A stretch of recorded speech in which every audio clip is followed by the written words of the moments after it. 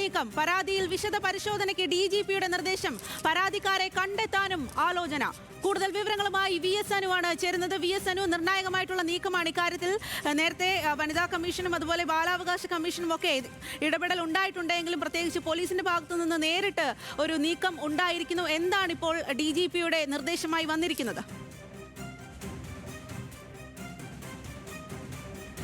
സ്വാതി, ഇന്ന് മാധ്യമങ്ങളെ കണ്ട മുഖ്യമന്ത്രി പിണറായി വിജയനാണ് ഒരു നിലപാട്, സർക്കാരിന്റെ കൃത്യമായ നിലപാട് പറഞ്ഞത്. അത് രാഹുൽ മാങ്കൂട്ടത്തിനെതിരായിട്ടുള്ള പരാതികളിൽ പോലീസ് ഉചിതമായ തീരുമാനമെടുക്കും എന്ന് അദ്ദേഹം പറഞ്ഞിരുന്നു. ഇതിന് പിന്നാലെയാണ് ഇപ്പോൾ നിലവിൽ 1-2 പരാതികൾ പോലീസിന് ലഭിച്ചിട്ടുണ്ട്. ഇപ്പോൾ ഗർഭചിത്രവുമായി ബന്ധപ്പെട്ട് എറണാകുളത്ത് ഒരു അഭിഭാഷകൻ പരാതി നൽകിയിട്ടുണ്ട്. അത്തരം പരാതികൾ വിശദമായി പരിശോധിച്ച് അത് ഏതെങ്കിലും തരത്തിൽ കേസെടുക്കാൻ കഴിയുമോ എന്ന് പരിശോധിക്കാനാണ് സംസ്ഥാന പോലീസ് മേധാവി DGP റവാഡ ചന്ദ്രശേഖരൻ നിർദ്ദേശം നൽകിയിരിക്കുന്നത്. മാത്രമല്ല, ഈ ഓഡിയോ സംഭാഷണങ്ങൾ പുറത്തു വന്ന ഈ പെൺകുട്ടികളെ അവരെ ഏതെങ്കിലും തരത്തിൽ കണ്ടെത്താൻ കഴിഞ്ഞ് അവർക്ക് ഏതെങ്കിലും പരാതി ഉണ്ടോ എന്ന് പരിശോധിക്കാൻ പോലീസ് ശ്രമിക്കുന്നു എന്നാണ് മനസ്സിലാക്കാൻ സാധിക്കുന്നത്. അതായത് കൂടുതൽ ഗൗരവകരമായ ഒരു രീതിയിലേക്ക് പോലീസ് സംവിധാനം ഈ പരാതിയെ കാണുന്നു എന്ന് വേണം മനസ്സിലാക്കാൻ.